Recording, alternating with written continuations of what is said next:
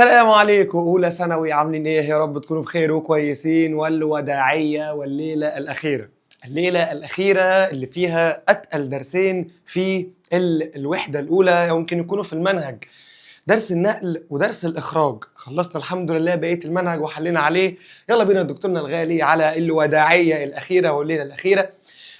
قبل ما نبدا كالعاده، يا رب يكرمك، يا رب يوفقك، يا رب يرضيك، يا رب يبسطك، يا رب يرزقك الجنه، يا رب تكون اخترت المسار او الطريق اللي يكون ليك في خير واللي تحقق فيه كل اللي نفسك فيه وتخش الكليه اللي انت عايزها. تكسر الدنيا. يلا انت جامد وقوي جدا جدا جدا، بس انت محتاج تنظم وقتك شويه، تظبط دماغك شويه. السنه الجايه بقت ثانويه عامه، لو انت في البكالوريا او في الثانويه العامه لسه السنه اللي بعديها، ولكن بكالوريا خلاص اللي هي الاغلب خلاص السنه الجايه خلاص ثانويه عامه.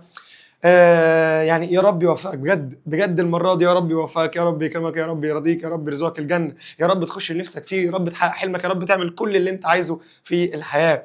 يلا دكتورنا الغالي نبدا بمراجعه الليله الاخيره، مراجعه وحل عشان خاطر يبقى فنشنا المنهج مرتين، شرح وحل ومراجعه. يلا بينا يا دكتور نبدا بعمليه اسمها عمليه الايه؟ عمليه النقل. والنقل يا اولاد ان مثلا في ورقه عايزه تعمل عمليه البناء الضوئي، فالورقه اللي عشان تعمل البناء الضوئي دي كنا متفقين ان هي بتاخد من الغلاف الجوي ثاني اكسيد الكربون، وهتاخد من الغلاف المائي والصخري لان الماء يكون في التربه ال H2O. فمين بقى اللي هيوصل ال H2O من التربه لحد الورقه؟ قال لك والله اللي بينقل الموضوع ده هو وعاء في النبات اسمه الخشب. وعاء في النبات اسمه الايه؟ الخشب. والخشب يا دكتورنا الغالي محتاج اعرف عنه وظيفتين. اول وظيفه يا دكتور يعمل على نقل الماء والاملاح منين لفين؟ قال لك من الجذر الى الساق الى الاوراق في اتجاه واحد بس من تحت لفوق. وتاني حاجه معلومه تعرفها عن الخشب انه نسيج غير حي، مش نواه، في السيتوبلازم، اذا نسيج غير حي. يبقى كل نسيج منهم اللي هم اتنين، الخشب والتاني اللحاء. الخشب بعرف عنه معلومتين، نقل الماء والاملاح من الجذر للساق للاوراق، اما الخشب نسيج غير حي. ويتكون الخشب من اتنين من الانسجه. نسيج الخشب بيتكون من حاجتين، اول حاجه اسمها الاوعيه، والتانيه يا احمد اسمها ايه؟ التانيه اسمها يا دكتور القصيبات. طيب استنى، ايه الاوعيه دي؟ الاوعيه عباره عن اسطوانيه الشكل بالمنظر ده، القصيبات خماسي او سداسي مسحوبه الطرفين. معلومات يعني من باب العلم بالشيء من الشكل يعني. عايز اعرف ايه يا احمد اكتر من كده؟ اعرف يا اولاد الماده اللي مغلظين بيها. الاوعيه او القصيبات مغلظين بماده اسمها ماده الليجنين. ماده الايه؟ الليجنين. والليجنين يا تيجي مقالي يا تيجي اختياري. لو جت اختياري ما هي الماده اللي تتغلظ بها اوعيه الخشب؟ ما الماده اللي تتغلظ بها القصيبات؟ هقول له على طول الليجنين وانا مغمض. الليجنين ماده تحب الميه تشربها بس ما تعديهاش، يعني لو الميه طالعه لفوق كده، الميه وانت فاكر هناخد كمان شويه تمسك وتلاصق وشد، فالميه هتلزق على جدران الاوعيه عشان ماده الليجنين، فماده الليجنين تشرب وتساعدها ان يفضل عمود الماء متصل بس ما تعديهاش لبره. طيب انت يا لجنين وظيفتك كام حاجه؟ قال لك والله انا اول حاجه بعمل على القوه والصلابه فيمنع القوه والصلابه فيمنع انهيارها. جميل. اتنين قال لك اكسابها الشكل المميز. تمام. ثلاثة يا دكتور قال لك مقاومة الانضغاط. يبقى اللي بيقاوم الانضغاط بيخلي الوعاء يقاوم الانضغاط الليجنين، اللي بيديله الشكل الاسطواني الليجنين، اللي بيمنع انهياره الليجنين. اذا الليجنين هو اللي بيعمل كل الكلام ده. وطبعا اتفقنا ان معايا الراجل الثاني اللي اسمه ايه؟ اللي اسمه القصيبات. يبقى ده يا دكتور كل ما يخص الخشب. الخشب بيساعد في الماء والاملاح في النقل في اتجاه واحد من الجذر للساق للاوراق. حي ولا غير حي؟ غير حي. الخشب بينقسم لكام حاجه؟ اتنين. بينقسم الى الاوعيه وينقسم الى القصيبات. الوعاء عباره عن نسيج اسطواني بيحتوي او مغلظ على ماده الليجنين، ليها ثلاث وظائف: قوه وصلابه، يمنع انهيار، ويكسبها الشكل الايه؟ المميز، ومقاومه الانضغاط. جميل. طب احنا عندنا سؤال، انت بتقول ان الميه بتطلع من الجذر للساق للاوراق، والله العظيم الكلام ده مظبوط. ازاي؟ قال لك ازاي؟ عن طريق قوه موجوده عند الورقه، بتنشا من الورقه. القوه دي يا جماعه هقول لك بتيجي منين. انت دلوقتي الورقه اهي مليانه ميه، بس احنا الصبح والنبات عايز يعمل بناء ضوئي، ففي نفس الوقت قبلها كده بشويه النبات بيعمل عمليه اسمها عمليه النتح في درجات الحراره العاليه. مين النتح دي؟ كلمة النتح هي فقدان النبات للماء، بيخرج منه بخار المية أو قطرات المية الصبح. طب وبعدين يا أحمد، ما احنا عايزين بناء ضوء المية قلت، فالنتح بينشأ عنه قوى أساسية اسمها قوى الشد الناتجة عن النتح. هوب تسحب المية لفوق بمساعدة كمان 2 من القوى. أول قوة اسمها قوة التماسك، ودي جاية في الامتحان. ليه جايه في الامتحان؟ قال لك لان قوه التماسك تساعد على تكوين حاجه اسمها عمود الماء، ونسحب عمود الماء لفوق. بعد كده يجي القوه الثانيه اللي اسمها قوه التلاصق. ولكن استنى، هنا في سؤال مهم قوي لازم تاخد بالك منه. يتكون عمود الماء بفعل الروابط نقط. هترد عليه تقول له على طول الروابط الهيدروجينيه. الروابط الايه؟ الهيدروجينيه. طب وقوه التلاصق؟ قال لك هي تلاصق الماء على جدران الاوعيه عشان خاطر فيها ماده اسمها ماده الجنين اللي تشرب الميه ولكن ما تعديهاش، فتساعد على بقاء عمود الماء متصل. وبعد كده قوه النتح تقعد تشد لفوق كل ده لحد ما الميه تطلع لفوق. قشطه. بيقول لك يا ولاد ان بعض النباتات بتحب تخزن الغذاء بتاعها في الجذور في فصل الشتاء وترجع تاني في فصل الربيع. ماشي. ايه وظيفه النتح يا احمد؟ اخر حاجه في الخشب بقى. قال لك اول حاجه يعمل على بيسحب لفوق رفع الماء والاملاح. رفع الماء والاملاح هنكتب لمسافات شاهقه. ما انت لو عندك نخله فالنخله تسحب لفوق.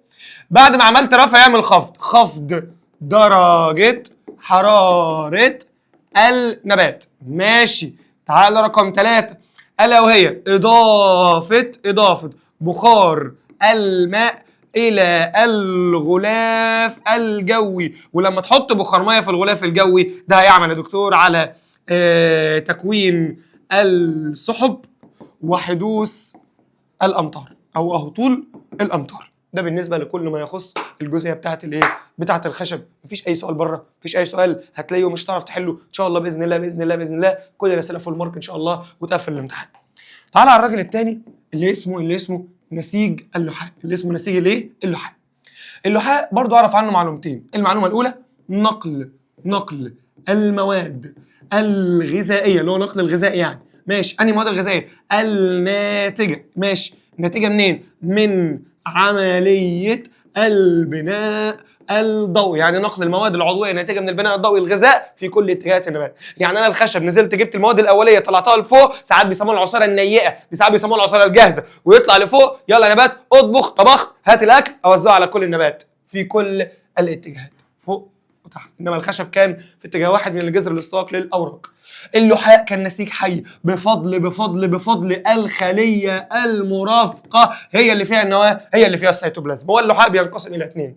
اول حاجه اسمها الانبوبه الغرباليه، والثانيه ام كرش جنبها كده اسمها الخليه المرافقه. صليت على الرسول وتعالى كمل معايا. قال لك والله يا جماعه الانبوبه الغرباليه بيكون فيها خيوط سيتوبلازميه، بيكون فيه حواجز غرباليه، وظيفتك ايه يا انبوبه؟ هي اللي بتعمل على النقل.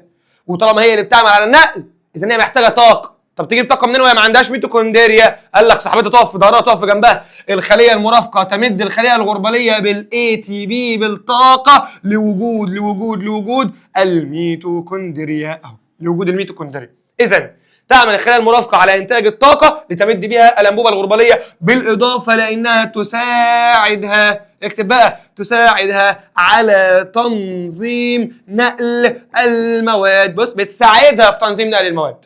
الخليه المرافقه. اختر اللحاء نسيج حي بفضل الخليه المرافقه. مين النسيج اللي في العالم بيحتوي على النواه؟ الخليه المرافقه. بس ده بالنسبه لكل ما يخص الراجل اللي اسمه اللحاء. ده بالنسبه لمين يا جماعه؟ ده بالنسبه للنقل في النبات. تعالوا نخش على النقل في الانسان. والنقل في الانسان يا اولاد ان انت دلوقتي يا دكتور كلت حاجه، فالحاجه دي مثلا رحت الجيم وجيت، فالكوتش قال لك ايه؟ كل اكل فيه بروتين، فانت كلت بروتين. طب البروتين ده ازاي هيروح للعضله؟ وايه اللي بيحصل له؟ قال لك البروتين انت بتاكله فبيتهضم، بيتكسر، بيتحول من بروتين انت اكلته فعمليه التغذيه او الهضم بتحول البروتين للمونيمر بتاعه، الجزيء الصغير بتاعه اللي هو اسمه ايه؟ حمض اميني. ليه؟ ليسهل امتصاصه في الدم ويتوزع على الجسم كله. طب مين اللي بينقله؟ مين اللي بيوزعه؟ قال لك والله يا دكتور ده احنا عندنا جهاز كامل اسمه الجهاز الدوري. اسمه الجهاز الايه؟ الدوري. وبينقسم الى 3. اول حاجه الدم، تاني حاجه القلب، وتالت حاجه يا دكتور الا وهي الاوعيه الدمويه. طب سمي الله صلى الله على رسول الله. مين مكونات الدم؟ قال لك والله ده سائل لزج، والسائل اللزج ده بيتكون من 4 حاجات. اول حاجه اللي معظمها ميه الا وهي البلازما. اكتر من 54% من الدم من البلازما، ماشي؟ و90% من البلازما ميه، يعني الدم كتير منه ميه. وبعد كده يا جماعه معايا خلايا الدم. مين خلايا الدم دول؟ هم 3، عشان كده قلت لك مكوناته 4. اول واحده كان اسمها كرات الدم الحمراء، والثانيه اسمها كرات الدم البيضاء، والثالثه يا دكتور اسمها الصفائح الدمويه. الصفائح الايه؟ الدمويه. سريعا كده: كرات الدم الحمراء تبادل الغازات، كرات الدم البيضاء المناعه، الصفائح الدمويه وقف النزيف او الجلطه الدمويه. ده بالنسبه لكل ما يخص الدم. ولكن قبل ما ننقل، الدم يا جماعه في منه نوعين. في دم النسبه العاليه فيه ثاني اكسيد الكربون فبسميه دم غير مؤكسج. في دم النسبه الاعلى فيه الاكسجين احمر فاتح فبسميه دم مؤكسج. تمام. القلب هنحكي قصته كلها دلوقتي. تعال للاوعيه الدمويه اللي عندي منها 3. عندي اول حاجه الشريان، عندي تاني حاجه يا دكتور الا وهي الوريد، وعندي اللي ما بينهم على طول اسمها الشعيره الدمويه. طب تعال نصلي على الرسول. اول حاجه الشريان، بيقول لك ان الشريان بيكون اكثر يعني خلينا اقل اتساعا، يعني المكان اللي يمشي فيه الدم بيكون ضيق شويه عن الوريد. بص الوريد بيكون اكثر اتساعا من المنظر ده. الوريد اكثر ايه؟ اتساع. الوريد اكثر ايه؟ اتساع. الوريد اكثر ايه؟ اتساع. الوريد اكثر ايه؟ اتساع. الشريان اقل ايه؟ اتساع. طب بص يا احمد، الراجل ده وظيفته ايه والراجل ده وظيفته ايه؟ اول بص يا عم، انت دلوقتي عندك القلب اللي كنا بنرسمه مثلا بالمنظر ده، ونبدا نقسم كده مثلا بنروح عاملين حاجه كده، ونروح عاملين حاجه كده، وكان في 4 هنا وكان في 2 هنا. طيب الاثنين دول بيدخلوا لجوه، الاثنين دول بيخرجوا لبره. طالما الوعاء الدموي بيخرج لبره، يعني بص من القلب اعرف ان الراجل ده على طول وانت مغمض شريان. يعني اللي بياخد دم من القلب يوديه للجسم ده الشريان. اما اللي بيرجع الدم الى القلب ده اسمه الوريد. خلي بالك بقى من دي. يبقى اللي بيودي الدم للجسم بيودي الدم للجسم شريان. اللي بيرجع الدم القلب اسمه وريد. وكنا متفقين اتفاق كل الشرايين اللي في الجسم بتحتوي على دم مؤكسج ما عدا الشريان الرئوي. خلي بالك من دي. وكل الأوردة اللي في الجسم تحتوي على دم غير مؤكسج برضو ما عدا الوريد الرئوي اللي هم عددهم كان كام؟ اللي هم عددهم كان 4. يبقى تاني: الشريان من القلب للجسم، الوريد من الجسم للقلب. الشريان اقل اتساعا، الوريد اكثر اتساعا. الشريان وكل الشرايين اللي في الجسم دم مؤكسج ما عدا الشريان الرئوي. اما الاورده كل الاورده اللي في الجسم تحمل دم غير مؤكسج ما عدا الوريد الرئوي. الشعيره الدمويه بقى يا جماعه هي اللي بتعمل تبادل للغازات والانسجه والغازات والاغذيه والفضلات عبر خلايا الجسم. ليه؟ لان خليه الجسم اصغر من ان يخشها الشريان، فالشريان بيقعد يتفرع، والوريد بيقعد يتفرع، فبيحصل شبكه في النص اسمها الشعيرات الايه؟ الدمويه اللي بتملى الجسم بالكامل. تعالوا بقى نخش على السؤال اللي جاي في الامتحان اللي 100% هيجي عن القلب. رسمه القلب الجميله بتاعتنا كنا بنعمل ازاي؟ كنا بنعمل كده كده. لازم اول ما تخش الامتحان تدي الرسمه، لازم اول ما تخش الامتحان تعمل التفاحه دي اهو 1 2 3 اهو 1 2 اهو. يلا يا عم. وبعدين عندك 1 هنا وعندك 1 هنا، سهمهم لجوه سهمه لجوه. عندك 1 هنا، وهعمل الجنب ده كله باللون الازرق، وهعمل الجنب استنى وهعمل الجنب التاني باللون الاحمر. ادي 1 ادي 2 ادي 3 ادي 4، واروح اعمل كده واروح اعمل كده واعمل كده. يلا سم الله صلى على رسول الله. يلا يا دكتور. دلوقتي يا اولاد القلب كان 4 حجرات، تعمل فيهم اللي انت عايزه، تشيل فيهم الهم والغم والحزن. لا بلاش ما كانش فيهم حاجه احلى، سيبهم حاجه احلى، سيبك واحد كده خليه هو الكريمه اللي عندك، اعمل اللي انت عايزه. بص بقى، الاثنين اللي فوق كنا بنسميهم اذين. بنسميهم ايه؟ اوزين. بنسميهم ايه؟ اوزين. والاثنين اللي تحت بنسميهم بطين. بنسميهم ايه؟ بطين. طيب ماشي، سمي الله. دول بتوع الهم والغم. مش تفتكر الاذين؟ بص دايما انت قاعد العكس. انا اهو ده ناحيتي اهو الاذين الايمن، ده ناحيتي كده الاذين الايسر. انا القلب اهو في يمين وشمال، فانت هتلاقي نفسك العكس. فانا هتلاقي ده اسمه الاذين الايمن وده اسمه البطين الايمن، والناحيه الثانيه الاذين الايسر والبطين الايسر. يعمل حبايب الف. شيك شويه مش كتير. المهم الراجل ده بيدخل الدم بص الى القلب، يبقى ده اسمه وريد. طب استنى، وريد ايه؟ وريد اجوف. جدع. علوي. في دم ايه يا احمد؟ اقول لك بس اصبر عليا.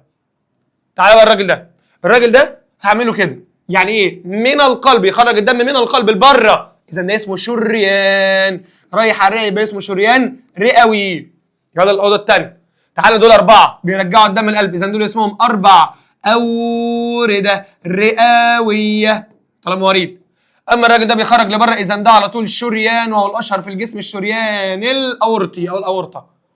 اكتب بقى يا عم بقى. ماشي خلصت؟ لسه اوعى تقول خلصت.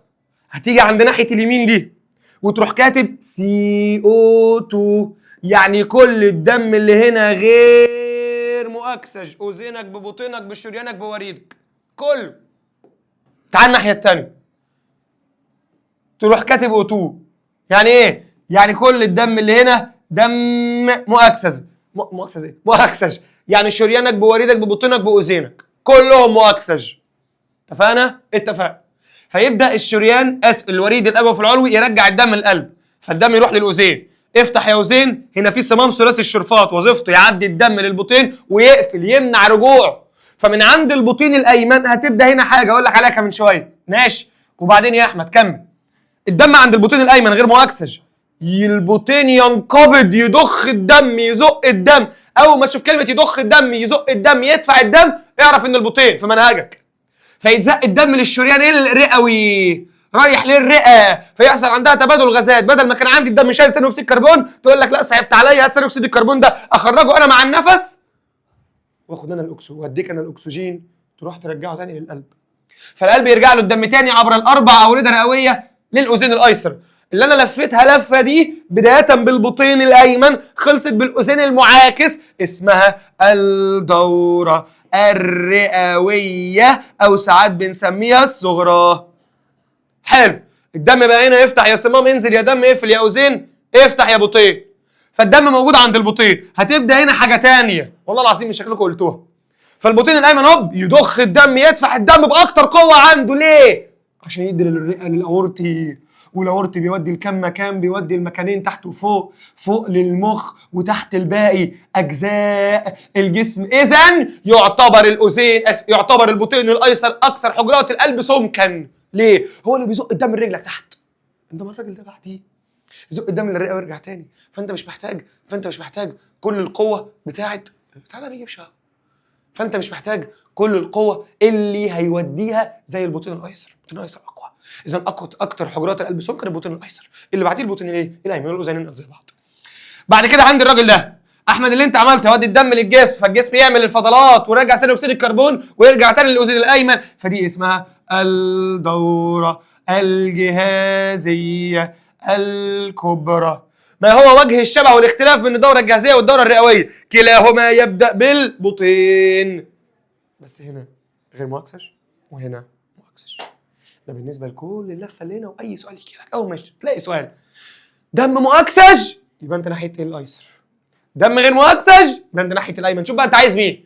الى القلب يبقى وريد وغير مؤكسج يبقى اجوف علوي واجوف سفلي. من القلب يبقى شريان وغير مؤكسج يبقى الناحيه المؤكسج يبقى الناحيه دي. سهله. طب لو جالك في الامتحان ايه هي الحجره اللي بتستقبل يبقى الاذين؟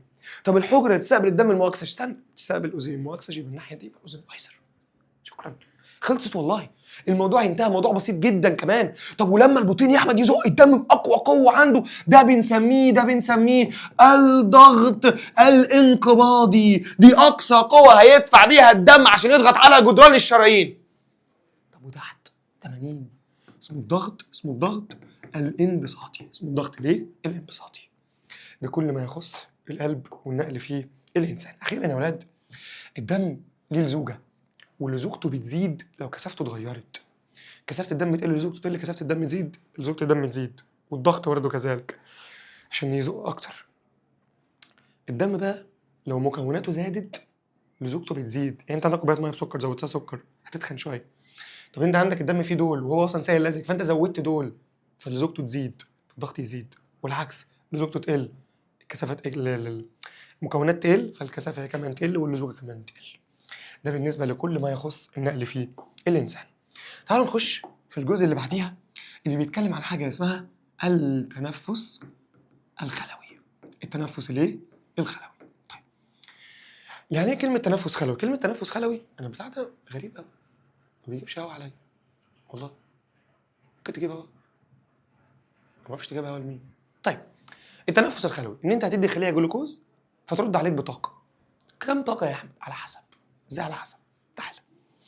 التنفس الخلوي يا جماعه بيبدا باول مرحله او ايا كان نوعه. ايه ما انت عندك تنفس خلوي هنقولها دلوقتي. طيب التنفس الخلوي اول حاجه يبدا بيه تحلل الجلوكوز. وتحلل الجلوكوز هنا فيه تركايه بتقع فيها كتير. انت مش فاكر هو بيحصل فين. تحلل الجلوكوز يا دكتور بيحصل بره الميتوكوندريا، بيحصل فيه السيتوبلازم. بيحصل فيه السيتوبلازم. طب ايه النواتج بتاعته؟ بتطلع نواتج التحلل، وبيطلع معاك 2 اي تي بي ويكون خلصت. ده اول خطوه. حلو. اهم بقى سؤال في المنهج عندك كله بعد ما نخلص، عندكم اكسجين؟ لو عندنا اكسجين هنعمل تنفس نوع اسمه تنفس خلوي هوائي. ايه اللي بينتج فيه؟ 36 جزيء اي تي بي، وبينتج معاك ثاني اكسيد كربون، وبينتج معاك اتش 2 او اللي هي الميه. انا ما وزنتش لسه. طب ولو ما عندناش يا ابو حميد؟ احنا ما عندناش اكسجين، ما فيش اكسجين، اسف، هتضطر الخليه في الحاله دي تعمل تنفس خلوي بس المره دي نوعه لا هوائي. نوعه ايه؟ لا هوائي. استنى، ايه اللي هيحصل؟ قال لك لا برضه على حسب. يعني على حسب المكان. يعني ايه يا احمد؟ اصل اللا هوائي في منه 2. في تخمر اسمه تخمر حمضي. تخمر ايه؟ حمضي. وده بيحصل فين؟ ده بيحصل في العضلات. ده بيحصل فين؟ في العضلات. يعني ايه اللي بيحصل؟ بيحصل يا جماعه ان الجلوكوز مفيش اكسجين بقى، جلوكوز على طول. بص سي 6 اكتب يلا سي 6 اتش 12 او 6 على طول، ده جلوكوز. هيدي ايه؟ هيدي 2 سي 3 اتش 6 او 3 زائد 2 اي تي بي. بص هنا مفيش اكسجين بقى خلاص، تنفس خلوي ايه؟ لا هواء. طيب مين اللي اتكون ده؟ قال لك اللي اتكون ده هو ده الحمض. ده اسمه حمض اللاكتيك، اللي بيسبب ايه؟ اللي بيسبب التعب العضلي. جاي في الامتحان جاي، رمزه جاي في الامتحان جاي. وكام اي تي بي؟ 2 اي تي بي. طب والنوع الثاني يا احمد؟ قال لك ده اسمه تخمر كحولي. وده بيحصل فين؟ ده بيحصل في البكتيريا. طب ايه الفرق؟ هقول لك. سي 6 12 و6 عادي ايه؟ فيطلع لك بقى سي 2 اتش 5 او اتش. ايه ده؟ مين ده؟ ده اسمه الكحول الايثيلي، او ساعات بنسميه الايثانول. ورمزه مهم جدا جدا جدا جدا، زائد بيطلع سي او 2 انا ما وزنتش برضه، زائد 2 اي تي بي. استنى، وجه الشبه بين التنفس الهوائي واللاهوائي ان كلاهما سي او 2 بس بشرط ان يكون التخمر الكحولي. خلي بالك من دي قوي قوي قوي. التخمر الحمضي ما فيهوش سي او 2، التخمر الحمضي لاكتيك اي تي بي. هنا كحولي يسونول ثاني اكسيد كربون و2 اي تي بي. اذا الاثنين بيطلعوا 2 اي تي بي. يبقى انت عندك الهواء بيطلع 2، الهواء بيطلع 36 على الاثنين فيها الواحد على الاثنين فيها ال 18. يبقى ده النسبه بين الهواء واللاهوائي. صعبه العمليه؟ ما سبتش اي حاجه، كل حاجه اتقالت لك، الموضوع بسيط وسهل جدا جدا جدا. تعالى بقى للجزئيه اللي بتعمل مشاكل كتير اللي اسمها تفاعل الطارد والماس. مش عارف بصراحه اوصل معاكم لفين تاني في الطارد والماس. بص يا عم، اول حاجه طريقه المعادله. ايه طريقه المعادله؟ A زائد B هيديك A B زائد 300 كيلو جول. صليت على الرسول. مش اي معادله في الدنيا بتنقسم لنصين قبل السهم وبعد السهم. اللي قبل السهم اسمهم متفاعلات. اسمهم ايه؟ متفاعلات. هل الرقم عند المتفاعلات؟ لا، من الرقم فين؟ بعد السهم. بعد السهم اسمهم ايه؟ اسمهم نواتج. وطالما الرقم بعد السهم في النواتج، اذا التفاعل ده تفاعل طارد. لازم الرقم في المعادله يكون بالموجب، مش هنقول لك تركها دلوقتي. طب بص العكس، A زائد B زائد 300 كيلو جول هيديك اي بي. استنى يا ابو حميد، ده هنا الرقم هنا قبل السهم ده عند المتفاعلات، هنا ده تفاعل ناقص. تركايه A زائد B ناقص 200 يديك اي بي. فانت تخش في الامتحان ايوه الرقم عند المتفاعلات تفاعل ناقص، خلي نفسك جايب صفر. ليه يا احمد؟ انت اللي قلت بصمجه يا احمد. الرقم هنا بالايه؟ بالسالب. ما بشتغلش الرقم في المعادله بالسالب. ما بشتغلش الرقم في المعادله بالسالب. كلمه ناقص يا ولا يعني هو بص ايه زائد بي امتص طاقه عشان يكسر الرابطه اللي هنا. فيبقى عليك امتص طاقه بالسالب؟ لا طبعا. طب اعمل ايه يا احمد؟ لازم تحولها بالموجب. اعمل ايه؟ ارميها الناحيه الثانيه يا عم. فيبقى المعادله A زائد B، بص A B زائد 200. الرقم ما بالموجب، خلاص ده تفاعل طارد. طب احمد لو لقيتها العكس، A زائد A زائد B A B ناقص 400، ستوب، برضه مش هشتغل، ارميها الناحيه الثانيه بالموجب فيها تفاعل ناقص. خلي بالك من الحاجات دي بالله عليك، والنبي خلي بالك من الحاجات دي. طيب اذا دي اول طريقه اعرف بيها الطارد والماس. ثاني طريقه في الطارد والماس المحتوى اللي هو دلتا اتش. بص يا عم، دلتا اتش دايما بتساوي اتش نواتج ناقص اتش متفاعلات. دي اسمها نواتج، المحتوى الحراري للنواتج، وده المحتوى الحراري للمتفاعلات. فانا لازم اطرح النواتج من المتفاعلات. فلقينا يا اولاد ان دايما دلتا اتش بتكون بالسالب. طب امتى تكون دلتا اتش بالسالب؟ اكيد لما تطرح الصغير من الكبير. طب انا بطرح النواتج من المتفاعلات، يبقى اكيد النواتج اصغر من المتفاعلات. فعشان كده دلتا اتش بالايه؟ بالسالب. الناحيه الثانيه العكس، دلتا اتش كالعاده بتساوي اتش نواتج ناقص اتش متفاعلات. بس ايه ان دلتا اتش في التفاعلات الماصه بتكون بالموجب، وطالما بالموجب يبقى انا اكيد بطرح الكبير من الصغير، يبقى اكيد هنا اتش نواتج اكبر من اتش متفاعلات. تمام. فاضل طريقه الرسمه. طريقه الرسمه يا ولاد قال لك في الطارد بعمل كده. بص انت بادئ بايه؟ اتش نواتج اتش متفاعلات اكبر من النواتج، فالمتفاعلات فوق والنواتج تحت. هنا العكس، بص هعمل كده اتش نواتج اكبر من اتش متفاعلات، يبقى المتفاعلات اقل واطلع لفوق للنواتج. الماس في حد من زمايلنا عملها لنا كده، بص ماس وراح عامل كده. ايه ده؟ ماس طالع لفوق من تحت لفوق ويكون بالموجب، ويعكس بقى في الطارد، طارد نازل لتحت، دلتا اتش بتكون بالسالب. ماشي. فاضل اقول الامثله. ايه الامثله؟ قال لك في الطارد عندك التنفس الخلوي بينتج طاقه اللي هي زائد هيت لما تعمل تفاعل، وعندك كمان تفاعل التعادل. ايه تفاعل التعادل ده؟ اللي هو حمض الهيدروكلوريك HCl زائد هيدروكسيد الصوديوم NaOH، ده تفاعل طارد للحراره. اما الماس عندك اتنين، عندك عمليه البناء الضوئي، وعندك اي حاجه تكتب لك فيها انحلال. ليه؟ كلمه انحلال يعني تفكك، فانت لما تفك حاجه انت بتكسرها، فالتكسير او الانحلال ده يعتبر تفاعل ماس، وده كل اللي بيجي عنه في الامتحان. تعرف تحسبه المول؟ يعني لما اديك مثلا H2O تعرف تحسبها؟ علما بقى ان الاتش بواحد والو ب16، H2 الاتش بواحد اهو، جنبها كام؟ 2، يبقى 1 في 2. خلصت الاتش احط زائد الو بكام؟ ب16 اهو، حط دي على لا تطلع لك بكام؟ تطلع ب 18. طب لو حطيت لك دي 2 H2O، اعمل نفسك مش شايفها، خلص كل H2O كلها وبعدين اضربها في 2 اهو، تطلع بكام؟ تطلع ب 36. تمام يا دكاتره؟ ده المول الواحد، كده 2 مول، المول يعني 1 جزيء، يعني الواحده H2O اسمها 1 مول، كده اسمها 2 مول. تمام. ده بالنسبه للدرس الثاني. تعالوا نخش على الدرس الثالث والاخير. لا ده كده الدرس الثاني، فاضل لنا الثالث والاخير. سمي الله صلى على رسول الله. بنتكلم عن عمليه اسمها عمليه الايض. قال لك يا اولاد ان عمليه الايض لو وقفت الانسان حياته هتقف. فلازم عمليه الايض دي تتم في جسمنا. مين الايض دي؟ قال لك الايض دي هم حاجتين، حاجه اسمها البناء وحاجه اسمها الهدم. ايه الفرق بين البناء والهدم؟ بص، البناء يا اولاد، فاكر من شويه كنت بقول لك ايه؟ انت بتاكل، فالاكل بيتهضم وبيروح للقلب، والقلب ينقله لكل اجزاء الجسم. فالحمض الاميني اللي كان في القلب راح للعضله، فالعضله عايزه بقى تكون حمض اميني وحمض اميني وحمض اميني عشان تجمع بروتين، فده اسمها البناء.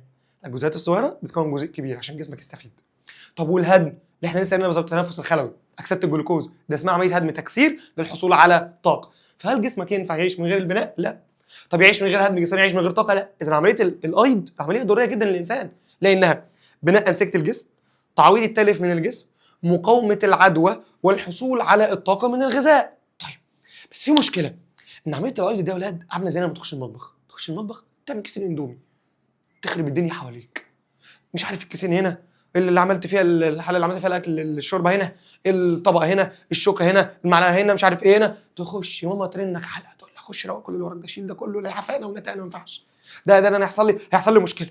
لو شفت ده هيحصل لي مشكله. طب يا ماما بالراحه، شيل نضف القرف ده.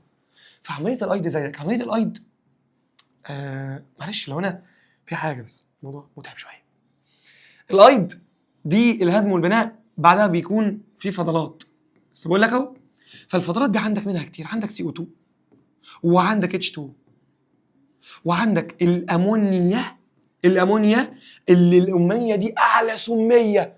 مين اللي بيكونها؟ الكبد. فانت تصعب عليه، يقول لك انا اعمل لك حاجه سم، انا اجرحك، انا ازعلك، انا ده الا دموعك انت. فالامونيا تتحول الى يوريا اقل سميه، ويتخلصنا منها الكليه.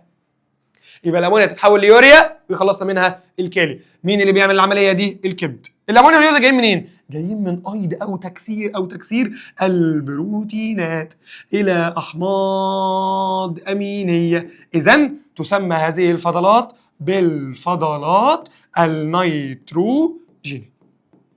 يجي لك في الامتحان يقول لك ايه؟ عايز وجبه غذائيه تديني امونيا ويوريا كتير، يبقى لازم يكون بروتين. مين اللي بيصنع الامونيا؟ الكبد. مين بيصنع اليوريا؟ الكبد. مين اللي بيخلصنا من اليوريا؟ الكليه. طيب شفت ماما كانت بتقول ايه؟ كانت بتقول لك انا لو شفت المنظر ده هتضايق. فلو الفضلات تراكمت في جسم الانسان يحصل خلل في الاتزان الداخلي. طيب فانا لازم اتخلص من الفضلات. قال لك عشان تتخلص من الفضلات لازم تعمل عمليه اسمها عمليه الاخراج. الاخراج هي عمليه تخلص الجسم من الفضلات الناتجه عن عمليه الايض لعدم حدوث خلل في الجسم الداخلي. طيب عندي كم عضو بيخلصنا من العمليه من الحاجات دي؟ الا وهو الكليه، وتاني حاجه الا وهو الجلد، وتالت حاجه الا وهو الكليه، ورابع حاجه واللي هنختم بيها الا وهي الرئتان. طيب بسم الله صلى الله على رسول الله. كليه، جلد، رئتان، كبد. اول حاجه نبدا باهمهم بالنسبه لي الا وهي الكليه. حد فاكر يا اولاد الكليه دي كانت موجوده فين؟ الكليه دي كانت، لو انتوا فاكرين يعني، كانت تشبه حبه اللوبيا. الكليه دي كانت موجوده في الجزء الظهري الخلفي على جانبي العمود الفقري في التجويف البطني. كانت في حجم قبضه اليد، تشبه حبه الفاصوليا. وظائفك يا كليه؟ قال لك انا وظيفتي 2، وتتبع الكليه الجهاز البولي بالمناسبه.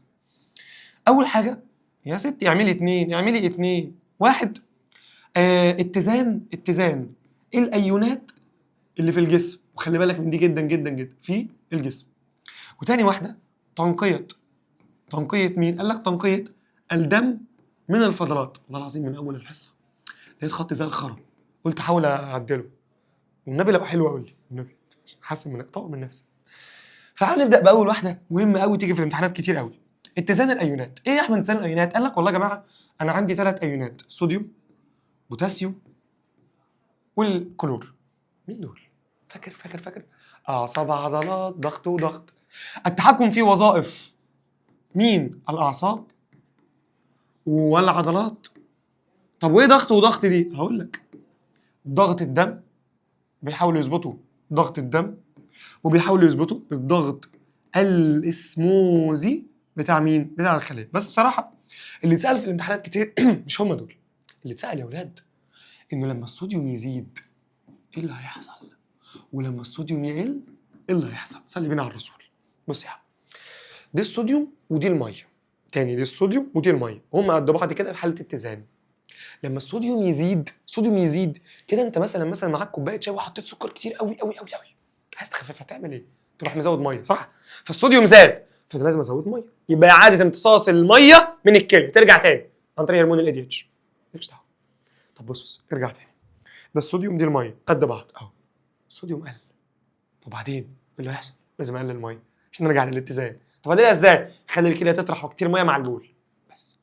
يبقى لما الراجل يجي يسالك يقول لك ايه؟ لما الصوديوم يزيد ايه اللي هيحصل؟ قول له لما الصوديوم يزيد هيحصل على اعاده امتصاص الماء من الكليه.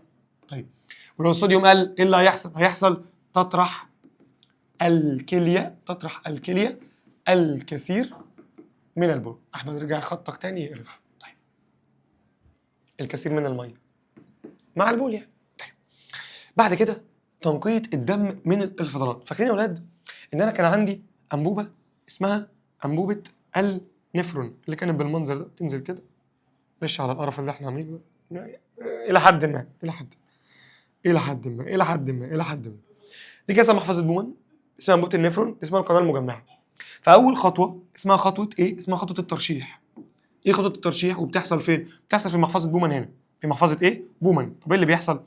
اكن يا اولاد معايا مصفى او بالمنظر ده كده، ورحت صابب فيها الدم، فهلاقي يا اولاد ان كل محتويات الدم بتعدي ما عدا اكسين. بص ما عدا حاجتين، مين دول؟ خلايا البروتين او جزيئات البروتين لانه تخين جسمه كبير ما يعديش من الفتحه، وكمان خلايا الدم.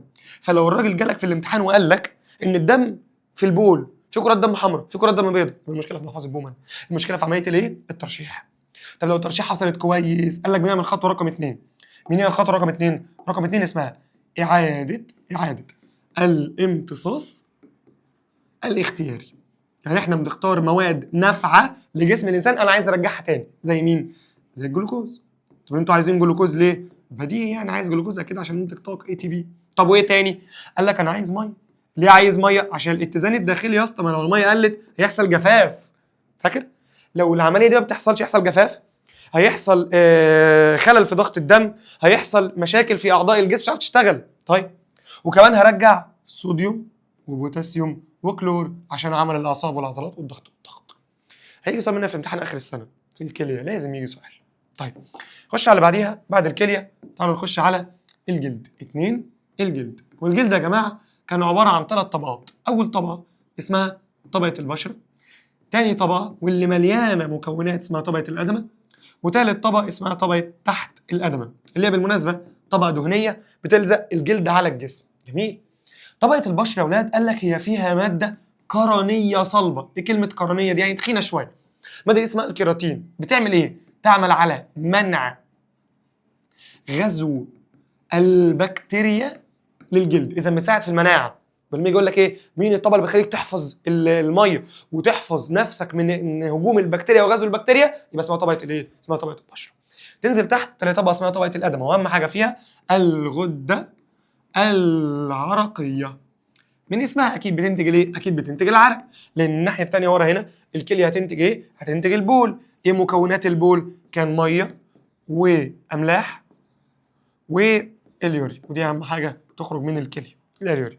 طيب اما هنا العرق عباره عن ميه واملاح ونسبه ضئيله جدا جدا جدا من الفضلات النيتروجينيه. في فضلات نيتروجينيه في العرق؟ بس بنسبه ضئيله. وظيفتك يا عرق؟ قال لك انا وظيفتي حاجتين، الوظيفه الاساسيه الا وهي خفض او تنظيم درجه حراره الجسم، اما الثانيه التخلص من الفضلات. تخلص منين؟ من الفضلات. جميل. في حاجه ثانيه في الادم يا احمد؟ قال لك طبعا في الاوعيه الدمويه اللي هستخلص منها العرق، الاوعيه الدمويه، في الشعر والبصيله اللي هتخرج منها الشعره، وفي برضو حاجه اسمها نهايات عصبيه حسيه ونهايات حسيه اللي انت بتلمس بيها من الجلد دي. تحت الادمه اتفقنا هي طبقه دهنيه بتلزق الجلد على الجسم. 3 نخش على الكبد. لسه كنا متفقين يا اولاد ان الكبد ده بيعمل على تحويل الامونيا الى اليوريا اقل سميه. ايه كمان يا كبد؟ قال لك بص، لما كرات الدم الحمراء بتموت وبتتفتت وبتتكسر بناخد البواقي بتاعتها والفضلات بتاعتها، فبيتكون ماده اسمها ماده البيلي، فاكرين البيليروبين؟ اسمها ايه؟ البيليروبين. فالبيليروبين دي يا اولاد اللي بيتخلص منها الكبد عن طريق انتاجه للعصاره الصفراويه، اللي لو بعد الشر اتراكمت في جسم الانسان هتسبب مرض اليرقان اللي عندنا هنا بنسميه الصفر، وكتبت لك بالاصفر كمان. مش كده يا دكتور؟ ماشي. دي اول وظيفه للكبد. ايه الوظيفه الثانيه؟ للعصاره الصفراويه عشان بتنسوها دايما. العصاره الصفراويه يا جماعه بتخلصنا من المواد الغير ذائبه في الميه. زي مين يا احمد؟ قال لك زي اتنين. قال لك والله زي بعض الصبغات، وكمان يا جماعه زي الكوليسترول الزائد في الدم. ده بالنسبه لجزئيه الكبد. بيقلل السميه اللي في المواد، بيحول امونيا اليوريا، وكمان بيتخلص من البيليروبين اللي هي بتعمل اليرقان وتعمل الايه؟ الصفراء. واخيرا يا اولاد بنتكلم عن العضو الاخير الا وهو الرئتان. وكلنا متفقين ان الرئتان هتخرج ثاني اكسيد الكربون وتخرج بخار ميه مع النفس، ولكن مشكلتي مع ثاني اكسيد الكربون انه لو تراكم في جسم الانسان، لو فضل في جسم الانسان بيؤدي الى زياده حموضه الدم. يعني ايه زياده حموضه الدم؟ يعني بيقلل البي اتش بتاعته. فاكر البي اتش؟ كان عندي حمضي وقاعدي، فلما السي او 2 يزيد بيقلل البي اتش فيوصله الى حمضي اكتر. طب ايه المشكله؟ المشكله هيؤدي الى تعطل الانزيمات. طيب، كان في الكربون والنيتروجين والفوسفور. ايه اللي بيحصل؟ الكربون والنيتروجين كانوا موجودين في الجو، فكانوا على طول ليش؟ كانوا موجودين في الغلاف الجوي. الكربون كان بيدخلوا النبات ليه بعمليه البناء الضوئي، وبعدها يعمل البناء الضوئي فيبقى عنده كربون، فيجي ياكل العشب، ياكل النبات فياخد منه الكربون، والكاكل اللحوم ياكل العشب فياخد منه الكربون. طب عايز ارجع الكربون تاني، قال لك باثنين، يا اما بالتنفس، التنفس عادي خالص، يا اما بالتحلل. الكائنات اللي ماتت دي وفي جسمها كربون نحللها فنرجع الكربون تاني للطبيعه. طب والنيتروجين لازم يثبت في التربه، ازاي يعني؟ عن طريق بكتيريا اسمها البكتيريا العقديه. اسمها البكتيريا ليه؟ العقديه، فتثبته والنبات ياخده، ونفس الكلام يحصل هنا. اما الراجل ده مش موجود في الغلاف الجوي، ده موجود في الغلاف الصخري، ولازم يحصل له عمليه اسمها عمليه التجويه عشان يروح للميه او يروح للنبات. والى هنا نقدر نقول انت لسه الفيديو مكمل في حل. نهايه اولى ثانوي.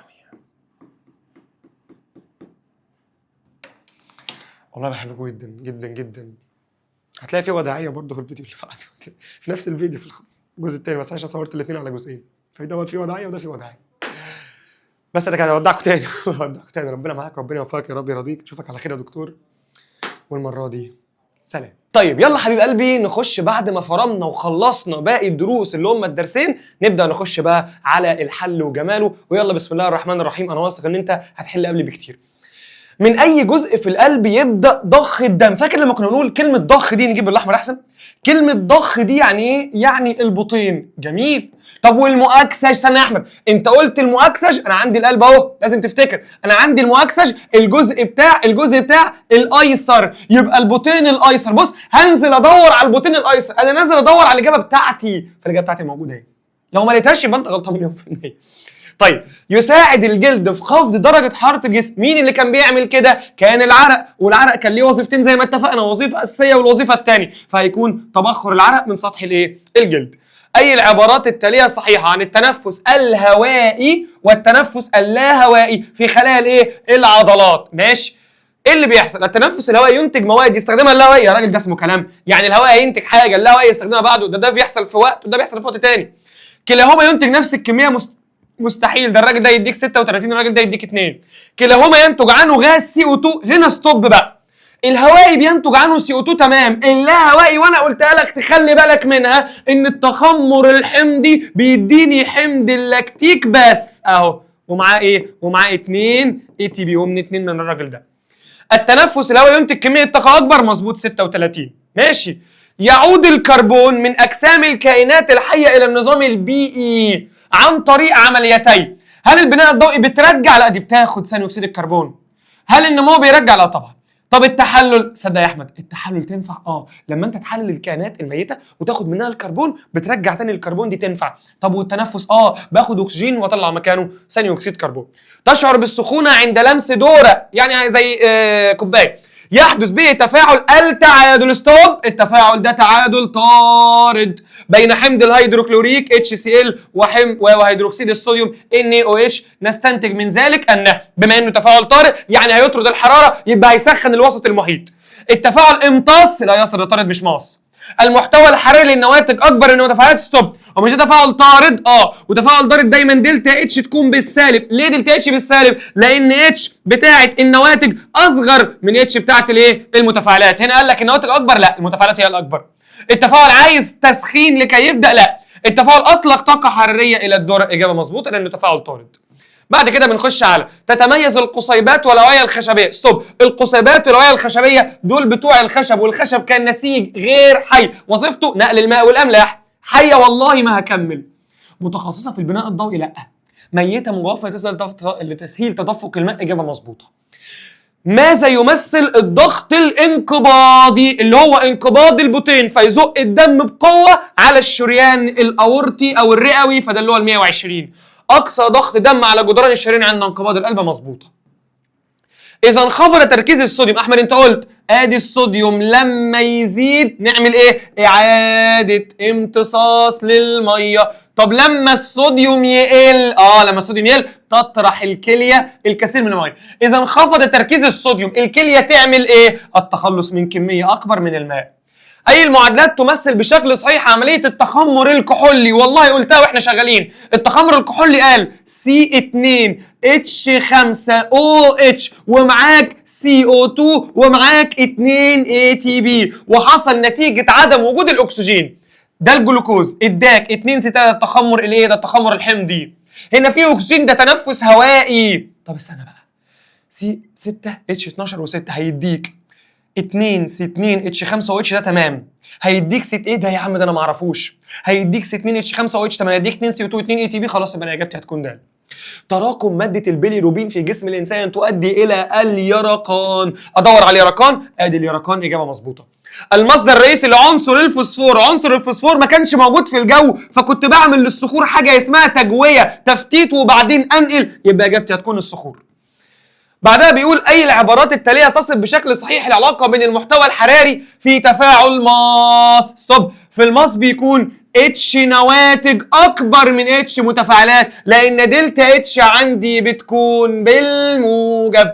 يبقى الاجابه هنا عندي هتكون دلتا اتش بي اللي هي النواتج اكبر من المتفاعلات. يبقى الاجابه عندي هتكون الاجابه الف. الوعاء الدموي الرئيسي الذي ينقل الدم المؤكسج. ستوب، دم المؤكسج يبقى انا على ايدي الشمال، يبقى الاذين الايسر، بطين الايسر، شريان. بما انه وعاء يبقى عايز يا الشريان يا الوريد. من القلب، من القلب يبقى الشريان، وناحيه الايسر اذا الشريان الاورطي. شفت حليتها من قبل ما انزل اشوف اختياراتي. اجابتي ب.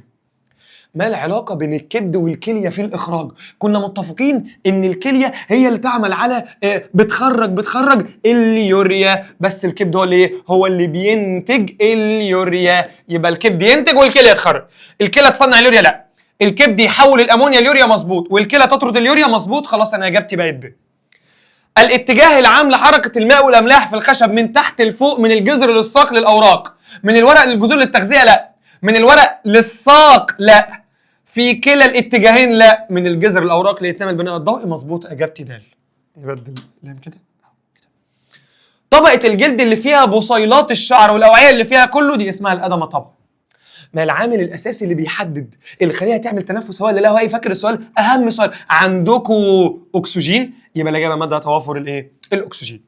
اي العوامل التاليه لو قلت بشكل كبير يؤدي لانخفاض لزوجة الدم، اللي هي مكونات الدم، اللي هم مين؟ كرات الدم الحمراء والبيضاء والصفائح الدمويه. يبقى عدد الصفائح الدمويه لو قل لزوجة الدم، هي اللي هيحصل لها هتقل.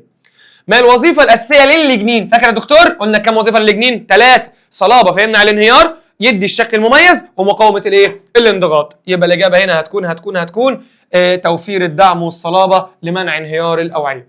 في دوره الكربون في الطبيعه توقف عمليه التحلل. ايه التحلل دي؟ ان انت بترجع الكربون من جسم الكائن للطبيعه تاني. طب دي وقفت خلاص، يبقى الكربون هيفضل في جسم الكائن. زياده نسبه CO2 في الهواء؟ لا بالعكس، ده هيقل. بقاء الكربون في الكائنات الميته؟ مظبوط، فانا مش هعرف اخد منها الكربون. الوزن النوعي لماده دي الوحده اللي بعديها بس ما عنديش مشكله. هو النسبه بين كتله الماده وكتله حجم مساوي من الميه عند درجه حراره 4. فين عندي؟ هي مظبوطه الاجابه ج. اي العمليات الحيويه التاليه تتضمن وصول المواد الضروريه لكل خليه في الجسم؟ العمليه اللي بتوصل الماده للجسم او بتوصل الماده للخليه الا وهي عمليه النقل طبعا عن طريق الجهاز الدوري. اي الاختيارات في الجدول يؤدي الى انتاج الكميه الاقل من البول؟ يعني الاكثر في العرق. طيب عندي نشاط يبذله يبقى اكيد النشاط اعلى، وعندي درجه حراره يبقى اكيد درجه حراره عاليه، يبقى انا عايز الاثنين عاليين. منخفض لا، اي حاجه فيها منخفض بره. عالي ماشي، منخفض لا، منخفض لا، مرتفع ماشي، عالي مرتفع خلاص يبقى انا اجابتي د. تظهر العلاقه بين الغلاف الحيوي اللي هو النبات ماشي والغلاف الصخري اللي هي التربه بوضوح من خلال هو النبات عايز ايه من التربه؟ يمتص منها الماء والاملاح. تنفس لا طبعا. امتصاص النبات للاملاح المعدنيه من التربه مظبوط. 25 بيقولوا القوه الاساسيه التي تنشا في الاوراق يبقى الشد على طول. الناتجه عن ايه؟ عن النتح. قوه التلاصق لا، قوه الشد عن النتح مظبوطه. بص بقى يلا، حجره القلب التي تستقبل الدم يبقى دي الاذين. المحمل بالاكسجين يبقى الناحيه الايسر، يبقى الاذين الايسر. الله اكبر علينا وعليكم يا اولاد. اي من الفضلات التاليه يتم التخلص منها عن طريق الرئتين؟ يعني مش محتاجه خالص، يعني ثاني اكسيد الكربون. اي المواد التاليه الاخراجيه اكثر سميه؟ ما تيجي ندور على حاجه فيها الامونيا. هنا يوريا ماشي بس الميه لا. هنا يوريا ماشي بس املاح معدنيه لا. انا الامونيا يا ولاد هي الاكثر سميه، بس انا لحد دلوقتي ما لقيتش امونيا. ثاني اكسيد كربون وميه يا راجل اكثر سميه لا. الامونيا ثاني اكسيد الكربون صح، يبقى الامونيا فعلا هي الاكثر سميه، فانا لو ما كنتش لقيت الامونيا دي اشوف على حاجه فيها يوريا وثاني اكسيد كربون. اي من التفاعلات التاليه يعد مثال لتفاعل ماس؟ قلنا تفاعل الماس عندك اتنين، عندك عمليه البناء اللي بيحصل، البناء الضوئي، وعندك كمان عمليات الانحلال. هل فيهم حاجه؟ في انحلال اهي، كلورات البوتاسيوم، يبقى الاجابه د. يتحول النيتروجين الجوي اللي في الجو الى مركبات قابله للامتصاص، يعني تثبيت النيتروجين في التربه، تثبيت النيتروجين في التربه عن طريق البكتيريا العقديه. اي مما يلي من وظائف عمليه النتح؟ النتح كان له وظائف كثيره. انتاج الجلوكوز والاحماض الامينيه ده البناء الضوئي، المساهمه في دوره الفسفور دي التجويه، المساعده في نقل المواد عبر اللحاء لا عبر الخشب، تنظيم درجه حراره النبات مظبوط. اللي بعده بيقول ما سبب شعور احد الاشخاص بالاجهاد العضلي ستوب؟ يبقى اكيد حمض اللاكتيك. تراكم ثاني اكسيد الكربون في العضله لا. تراكم حمض اللاكتيك مظبوط. ما اهميه ضغط الدم؟ ايه ضغط الدم ده؟ ده القوه اللي بيدفع بيها القلب الى الدم. المساعده في طرد ثاني اكسيد الكربون لا طبعا. ضمان استمرار تدفق الدم لكل خلايا الانسجه، الاجابه مظبوطه الاجابه ب. عمليه اعاده الامتصاص في النفرونات، اللي هي اعاده الامتصاص برجع تاني، كنت برجع كام حاجه؟ برجع 3 اللي هم الميه والجلوكوز والايونات. بتخلص من الميه لا. استعاده المواد النافعه زي الجلوكوز للدم مظبوط. ماذا يحدث لمعدل افراز العرق في فصل الشتاء؟ العرق بيقل والبول بيزيد. ما الوظيفه الرئيسيه للحاء؟ اللحاء بينقل الغذاء في كل اتجاهات الورقه، في كل اتجاهات النبات. نقل نواتج البناء الضوئي من الاوراق، والله اجابه مظبوطه. اي الاشكال البيانيه؟ طيب انا عندي رقم، الرقم ده فين؟ في المتفاعلات، يبقى ده تفاعل ماس. وطالما ماس يبقى من تحت لفوق، يبقى دي غلط ودي غلط، يبقى لي الاجابه دي وبقى لي الاجابه دي. ب ولا د؟ الماس دلتا اتش تكون بالموجب، هنا بالسالب بره، هنا بالموجب صح. عند ممارسه رياضه عنيفه في جو حار، ايه السبب ان كميه البول تقل؟ طيب رياضه عنيفه في جو حار يبقى انت كده بتعمل على يزداد العرق، فلما يزداد العرق البول هيقل، يبقى فشل النفرونات لا. فقدان كميه كبيره عن طريق العرق مظبوطه. ما الدور الذي يقوم به الشريان الاورطي؟ انه بياخد الاكسجين من القلب الى كل اجزاء الجسم. السماح بتبادل الغازات لا. نقل الدم المؤكسج من القلب صح. اي مما يلي يساهم بصوره اساسيه في الحفاظ على توازن الايونات؟ دي الكليه طبعا وانت مغمض. اي المواد التاليه تعتبر من نواتج عمليه التنفس الخلوي الهوائي الكامل في الميتوكوندريا؟ الميتوكوندريا بيطلع 36 اي تي بي، وبيطلع 2 CO2، وبيطلع 2 H2O. ايثانول لا، ايثانول ده التخمر الحمضي، التخمر الكحولي. اللاكتيك لا، ده تخمر حمضي. جلوكوز واكسجين يا راجل، ده احنا بنأكسد الجلوكوز، ثاني اكسيد الكربون والميه، و36 جزيء ATP، اجابتي ج. فيما تختلف الكليه الحيويه عن الاصطناعيه. ده تطبيق، وركزوا على التطبيقات الله يبارك لكم. اعتمادها على هندسه الخلايا الحيويه. العمليه التي تسحب غاز CO2 من الغلاف الجوي. عايزين ناخد CO2. التنفس ده بيخرج CO2. البناء الضوئي باخد CO2 وباخد الميه. بعد كده بيقول لي اذا كان التغير الحراري لتفاعل احتراق 2 مول من الايثانول اداني سالب 726.5. يعني لما حرقت 2 مول، 2 من الراجل ده اداني الرقم ده. طب لما احرق 1 مول، طب ال2 مول اداني ده، 1 مول يديني، خلاص اقسم على الاثنين، او اعمل طرفين فوسطين هي، بس لما تقسم على الاثنين هيديك الرقم ده. اي من معياري من مكونات اللحاء. ستوب يا احمد، هو اللحاء كان كام حاجه؟ 2، كان انبوبه غرباليه وخليه مرافقه، بس عايز اللي فيه النواه، يبقى اللي فيه النواه الخليه المرافقه طبعا.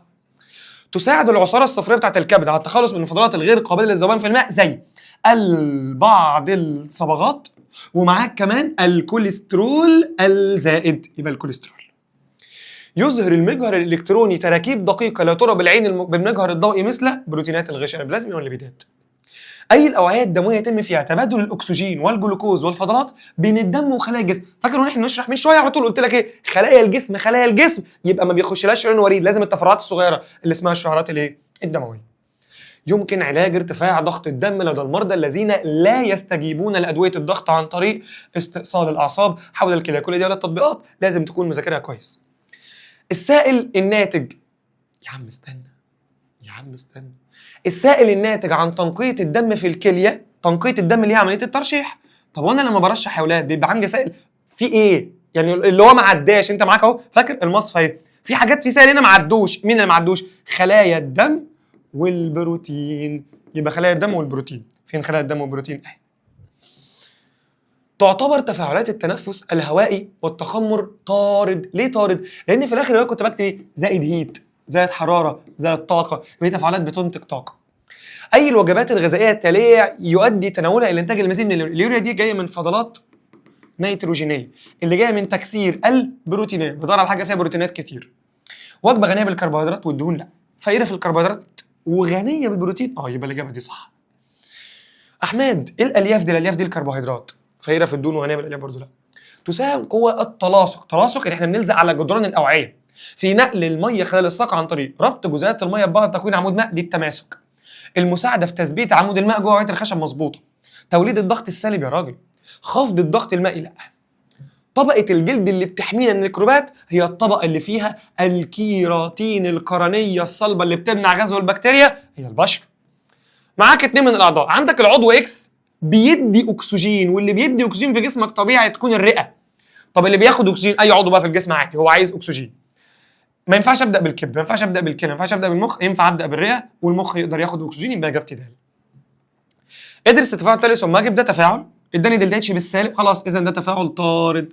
والتفاعل الطارد بيكون اتش نواتج اصغر من اتش متفاعلات.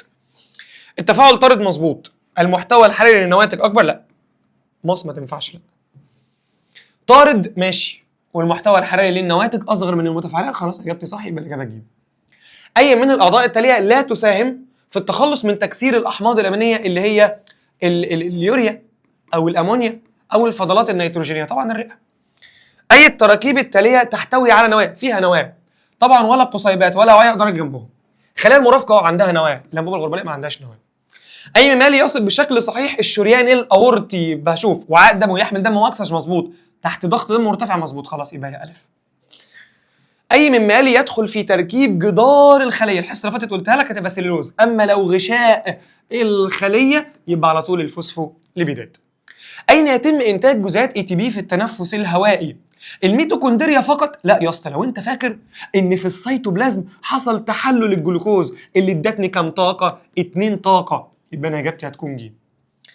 اي العبارات التاليه تفسر بدقه العلاقه بين الايض والاخراج؟ الاخراج بديل عن الايض لا، دول بيكملوا بعض، يعني الايض بيحصل وبعدين الاخراج يخرج الفضلات. الاخراج نتيجه مباشره لتعطل الايض لا. الايض يحدث فقط عند توقف الاخراج لا. الاخراج وسيله للتخلص من النواتج الايض الغير ضاره، مظبوط، اجابه صح اللي هي الفضلات. نوع التفاعل، طيب من تحت لفوق، اذا ده تفاعل ماس. دلتا اتش بالايه؟ دلتا اتش بالموجب. ماس غلط. فاضل لي بقى اعرف الفرق كام.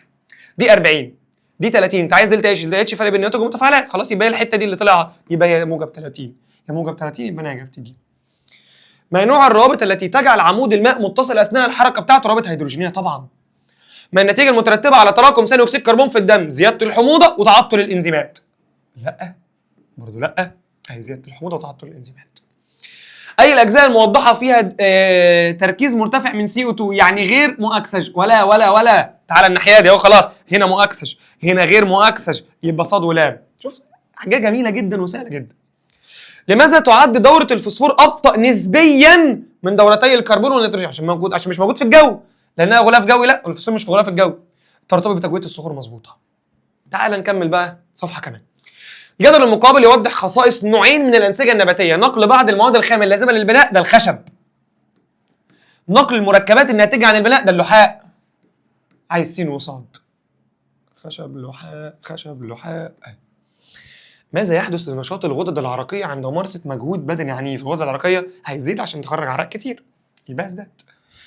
ما نوع التفاعلات الكيميائيه الحديثه خلال البناء الضوئي والتنفس؟ البناء الضوئي ماس، التنفس الخلوي طارد، يبقى ماس طارد. ايوه. ما هو الناتج الثانوي لتخمير السكريات؟ تخمر السكريات يعني التخمر الكحولي. فانت هينتج عندك ايه؟ هينتج عندك الايثانول C2H5OH وهينتج معاك CO2.